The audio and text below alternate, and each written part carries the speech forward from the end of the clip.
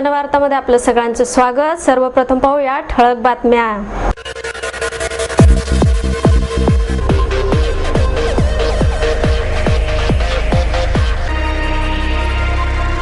सत्यशोधक नाटक हे नव्या पिढीला प्रेरणादायी ठरणारे आहे। ज्येष्ठ विचारवंत प्राध्यापक गोविंद पानसरे यांचं प्रतिपादन। भेदभाव आणि जातीव्यवस्था ही सामाजिक विकृती असून ती नष्ट करण्यासाठी मानसिकतेत बदल झाला पाहिजे। राष्ट्रीय स्वयंसेवक संघाचे संपर्क प्रमुख अनिरुद्ध देशपांडे यांचं मत। आणि पर्यावरणाचे संवर्धन करण्यासाठी पुणे महापालिकेच्या वतीने विद्युत दाहिनी मोफत करण्याचा महिला आणि बाल कल्याण समितीच्या बैठकीत निर्णय।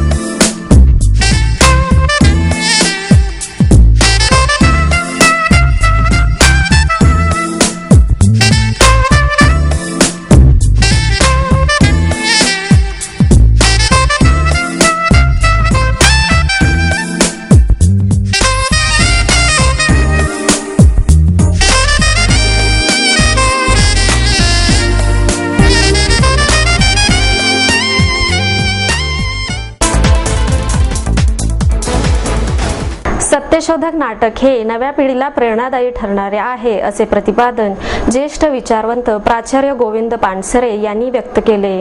मनपा कामगार युनियनच्या वतीने पानसरे यांच्या हस्ते सामाजिक कार्यकर्ते राजू इनामदार यांना अशोक मनोहर ऊर्जा पुरस्कार प्रदान करण्यात आला। 10,000 रुपये रोख सन्मान चिन्ह असे पुरस्काराचे स्वरूप होते। नाटककार गोपू देशपांडे, भीमराव बनसोडे, युनियनचे कार्याध्यक्ष प्रकाश जाधव यावेळी उपस्थित होते। पानसरे म्हणाले, कामगार चळवळ ही फक्त भाकरीसाठीच आहे असा अनेक जणांचा समज आहे, मात्र कामगारांना भाकरीपेक्षाही आणखी काही हवे आहे। तेच सत्यशोधक या नाटकात प्रतिबिंबित झाले आहे। या नाटकाच्या माध्यमातून नव्या प्रकारचे नाटक रंगभूमीवर येत आहे। ते रंगभूमीच्या दृष्टीने पुढचे पाऊल ठरेल। गोपू देशपांडे यांच्या सत्यशोधक या पुस्तकाच्या दुसऱ्या आवृत्तीचे यावेळी प्रकाशन करण्यात आले। अतुल पेठे यांचा यावेळी 25,000 रुपये देऊन सन्मान करण्यात आला। त्यांनी तो कर्मचाऱ्यांच्या मुलांच्या शिक्षणासाठी युनियनला परत केला। मुक्ता मनोहर यांनी सूत्रसंचालन केले। सब एक है, जुल्म से लड़ने वाले सब एक है, अमन के हम रखवाले सब एक है।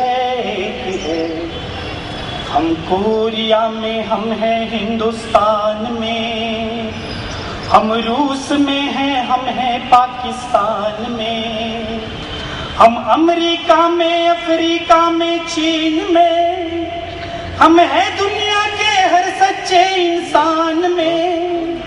हम क्या गोरे क्या काले सब एक है, जुल्म से लड़ने वाले सब एक है, अमन के हम रखवाले सब एक है। हम बच्चों की मुस्कान बेचते नहीं, माँ बहनों के अरमान बेचते नहीं।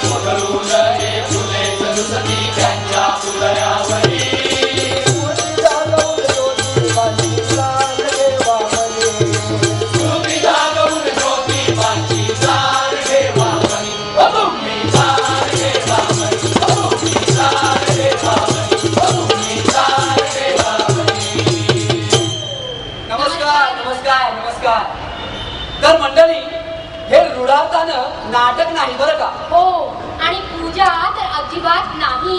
अहो, तुमच्या आमच्या या जमान्यात पुन्हा एकदा महात्मा ज्योतिबा फुल्यांसारख्या महापुरुषाकडे वळून बघावं असं मनात आलं. त्यांच्या कर्तृत्वाकडं आणि विचारांकडेही वळून बघावं असंही आम्हा सर्वांच्याच मनात आलं. तेव्हा हे नाटक नव्हे, सत्यशोधकी जलसा म्हणा. अहो, ज्योतिबांना जाऊन 100 वर्ष झाली म्हणून लिहिलेला त्यांचं चरित्र सांगणारा ज्योतिबांचं चरित्र, पण ते पुरतं नाही बरं का. अहो, या निमित्तानं त्या माणसाच्या आणि सावित्रीबाईंच्या अंतःकरणात डोकावून पाहणारा सत्यशोधकी जलसा. व्यसनाधीनतेबाबत जनजागृती करण्यासाठी मुक्तांगण, मराठा चेंबर्स ऑफ कॉमर्स आणि पुणे पोलीस यांच्या संयुक्त विद्यमाने कार्यक्रमाचे आयोजन करण्यात आले आहे. BPO आणि IT कंपन्यांमध्ये आधुनिकतेच्या नावाखाली अनेक प्रकारची व्यसने जडत आहेत. या व्यसनाधीनतेबाबत जनजागृती करण्याच्या उद्दिष्टाने जनजागृती कार्यक्रमाचे आयोजन करण्यात आल्याची माहिती डॉक्टर अनिल अवचट यांनी पत्रकार परिषदेत दिली. 20 एप्रिल रोजी symbiosis institute of management studies Khadki येथे हा कार्यक्रम होणार आहे. BPO आणि IT कंपन्यांमध्ये सुमारे 3 लाखपेक्षा अधिक कर्मचारी कार्यरत आहेत. यामध्ये 20 ते 30 वयोगटाची संख्या अधिक आहे. आधुनिकतेच्या नावाखाली मोबाईल, इंटरनेट, हुक्का पार्टी, दारू, सिगरेट, तंबाखू यासारखी अनेक व्यसने लागतात. या व्यसनांबाबत कार्यक्रमात जागृती करण्यात येणार आहे. यामध्ये डॉक्टर अनिल अवचट, मानसोपचार तज्ञ डॉक्टर आनंद नाडकर्णी, डॉक्टर प्रतिभा मूर्ती, सायबर सेल आयुक्त डॉक्टर संजय शिंदे आदी मार्गदर्शन करणार आहेत. नुकतेच राज्य सरकारने माध्यमिक शालेय अभ्यासक्रमात तंबाखूच्या व्यसनमुक्ती धड्याचा समावेश करण्याचे मान्य केले आहे. मात्र माध्यमिक वर्गात येईपर्यंत त्यांची व्यसनाबाबतची संकल्पना ही परिपक्व झालेली असते. त्यामुळे या धड्याचा समावेश प्राथमिक शाळेच्या अभ्यासक्रमातच करणे आवश्यक आहे, असेही त्यांनी यावेळी नमूद केले. याची कारणं अनेक आहेत. एक तर ह्या इंडस्ट्रीमध्ये खूप स्ट्रेस असतो आणि कीर्तिरावने कदाचित तुम्हाला सांगितलं असेल की जॉब इन्सिक्युरिटी, म्हणजे आपल्याला जी नोकरी आता आहे ती 6 महिन्यांनी टिकेल का याच्याबद्दल लोकांना भीती असते. त्याचबरोबर तरुण वयात एकदम खूप पैसा हाती आला की त्याचं कसं विनियोग करावं ही पण त्यांना मॅच्युरिटी नसते आणि त्यामुळं ते अनेक व्यसनांच्या आहारी जातात. त्याच्यामध्ये तंबाखू, दारू आणि आता नवीन व्यसन जे आहे ते म्हणजे इंटरनेटचं व्यसन. या तिन्ही गोष्टींची व्यसनाधीनता आहे, मोठा प्रश्न आहे. आणि याच्यात फक्त एका प्रदेशातले व्यक्ती असं हे आता स्वरूप न राहता ह्याच्यात सुद्धा आपण राष्ट्रीय व्यसनाधीनता प्राप्त केलेली आहे. म्हणजे असं नाही की कुठल्या तरी एका प्रदेशातले लोक फक्त याच्या मागे लागतात. आता अशी परिस्थिती आहे की ग्रामीण महाराष्ट्रापासून शहरी महाराष्ट्रातले युवकसुद्धा या व्यसनांच्या आहारी जात आहेत आणि ही अतिशय चिंतेची बाब आहे. आणि त्यामुळे जेव्हा मुक्ता आणि अनिलरावांनी हा प्रोग्रॅम प्रपोज केला तेव्हा आम्ही सर्वांनी त्याला अतिशय वेगानं पाठिंबा दिला, कारण ही एक काळाची गरजच आहे. आणि माझी मुक्तांगणला या प्रोग्रॅमद्वारे विनंती आहे की त्यांनी सायबर काउन्सिलिंग सेल पण सुरू करावा. त्या ठिकाणी इंटरनेट आणि स्काईपच्या माध्यमातून विद्यार्थ्यांना किंवा विद्यार्थी पण नाही पण हे जे कर्मचारी आहेत त्यांना कंटिन्युअस गायडन्स मिळेल. कारण दरवेळेला हे लोक मुक्तांगणमध्ये येतीलच याची खात्री नाही. पण सध्याचा हा सेन्सिटायझेशन प्रोग्राम जो आहे तो एक अतिशय ही एक महत्त्वाचा टप्पा आपण त्याच्यातून पार करणार आहोत. भेदभाव आणि जाती व्यवस्था ही सामाजिक विकृती असून ती नष्ट करण्यासाठी मानसिकतेत बदल झाला पाहिजे, असे मत राष्ट्रीय स्वयंसेवक संघाचे संपर्क प्रमुख डॉक्टर अनिरुद्ध देशपांडे यांनी व्यक्त केले. महिला सबलीकरण क्षेत्रातील उल्लेखनीय कार्याबद्दल सामाजिक समरसता मंचाच्या वतीने त्वष्टा कासार संस्थेचा ज्येष्ठ साहित्यिक डॉक्टर आनंद यादव यांच्या हस्ते सत्कार करण्यात आला. त्यावेळी प्रमुख पाहुणे म्हणून प्राध्यापक अनिरुद्ध देशपांडे उपस्थित होते. प्राध्यापक देशपांडे म्हणाले, पैसा, सत्ता आणि स्वार्थासाठी माणसाने जाती निर्माण केल्या आणि समाज दुभंगला गेला. केवळ भाषणबाजी करून भेदभाव मिटणार नाहीत. माणसाने माणसाबरोबर जनावरासारखे वागणे यापेक्षा मोठी सामाजिक हानी नाही. काही ठराविक वर्गाच्या सत्ता आणि पैशांच्या स्वार्थासाठी संपूर्ण समाज आजही भरडला जात आहे. हा सुद्धा एक प्रकारे जाती व्यवस्थेचाच भाग आहे. डॉक्टर आनंद यादव म्हणाले, महात्मा फुले हे कालातीत पुरुष होते. त्यांच्यामुळे खऱ्या अर्थाने महिला सबलीकरणाची सुरुवात झाली. जगातील प्रत्येक स्त्री महात्मा फुले ज्योतिबाईंची ऋणी आहे. महात्मा फुलेंच्या विचारांचे अनुकरण केले तर आजही सुवर्णयुग निर्माण होऊ शकते. प्रतिकूल परिस्थितीची झगडून 10वीच्या परीक्षेत 91% गुण मिळवणाऱ्या तृप्ती वाघमारे या विद्यार्थिनीचा यावेळी सत्कार करण्यात आला. आणखी 15 वर्षानंतर आपण ज्योतिबांची जन्मशताब्दी साजरी. ज्या कालखंडामध्ये ज्योतिबांनी सावित्रीबाईंच्या बरोबरीनं समाज सुधारणेचं, सामाजिक समतेचं, माणसाला प्रतिष्ठा प्राप्त करून देण्याचं एक महत् कार्य सुरू केलं, प्रारंभ केला. त्या कार्याचे वारसदार खूप मोठमोठी मंडळी होऊन गेली. ज्योतिबांच्या नंतर आपण शाहू महाराजांकडे वळतो. शाहू महाराजांनीच आपल्या कार्याचा वारसदार म्हणून पूजनीय डॉक्टर बाबासाहेब आंबेडकरांकडे ती सूत्र सोपवली. त्याच कामापासून प्रेरणा घेऊन कर्मवीर भाऊराव पाटीलांनी रयत शिक्षण संस्थेचा वृक्ष, त्याची शीतल छाया आपल्या सर्वांना दिली. महर्षी विठ्ठलरामजी शिंदे यांनी सामाजिक समरसतेचा विचार त्याच प्रेरणेनं मांडला. रत्नागिरी पर्वामध्ये स्वातंत्र्यवीर सावरकरांनी तोच विचार विविध पद्धतीच्या उपक्रमांच्या माध्यमातून समाजापुढे नेला. आणखी काही नावं घेता येतील की ज्यांनी ही सामाजिक सुधारणेची परंपरा आपल्या समाजाच्या हिताकरता, समाजाच्या उत्थानाकरता चालवली, सुरू केली, वाढवली.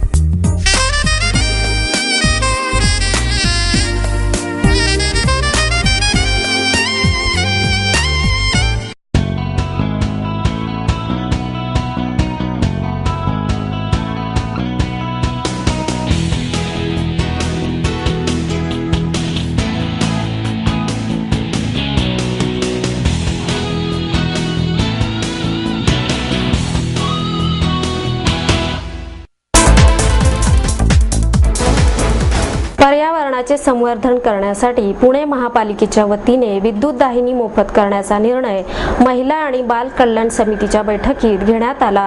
अंत्यसंस्कारांसाठी लाकडांचा वापर केल्याने मोठ्या प्रमाणात वृक्षतोड होत असल्याची माहिती समितीच्या अध्यक्ष मिनल सरवदे यांनी यावेळी दिली.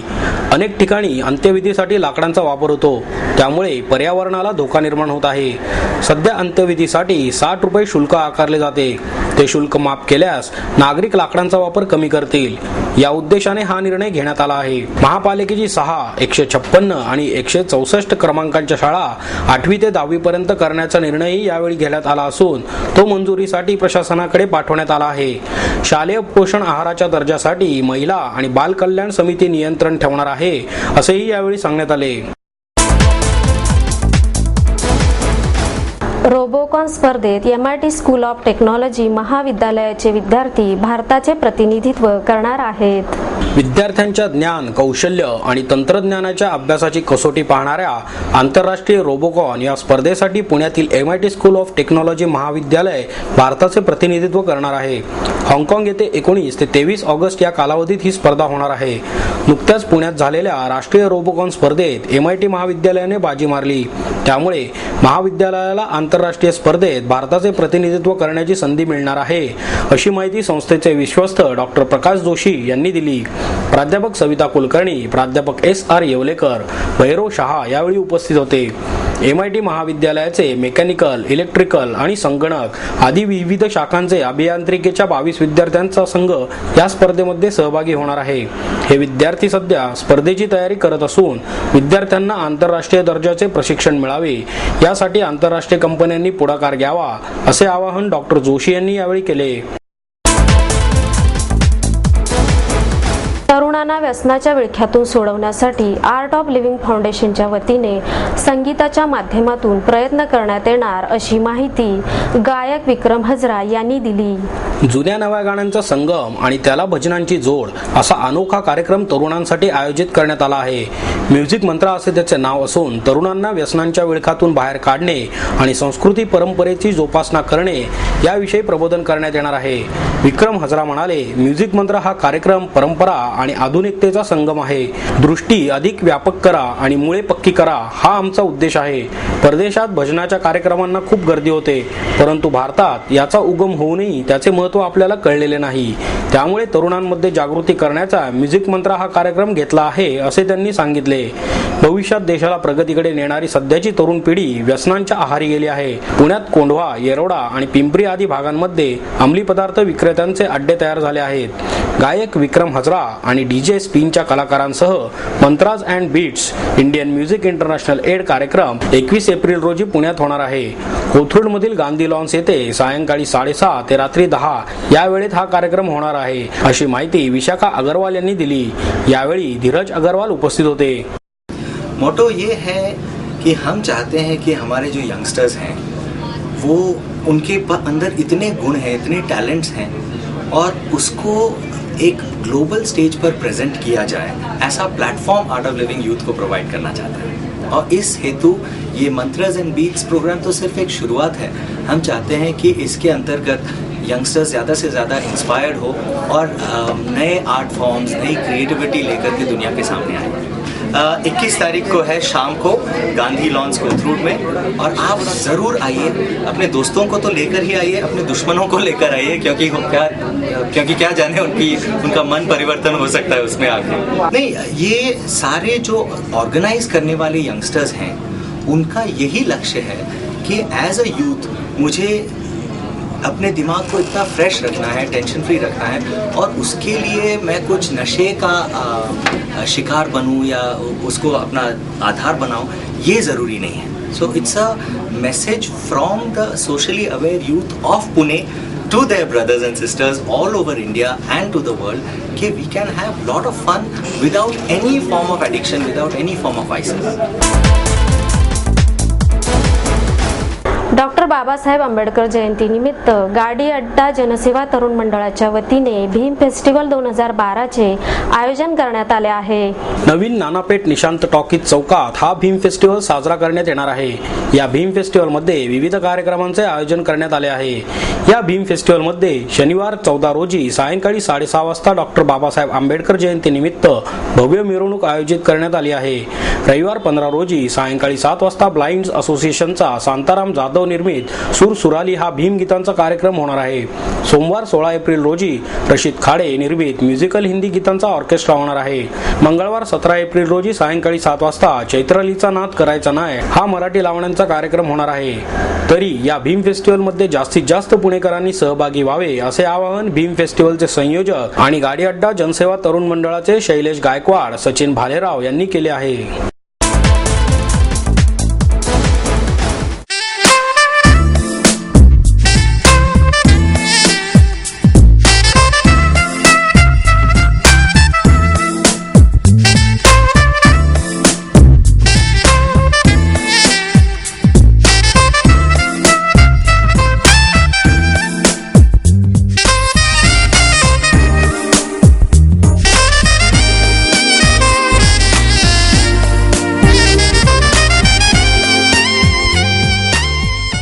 आणि याबरोबरच हे बातमीपत्र संपलं। पुन्हा भेटूया उद्या याच वेळी। नमस्कार।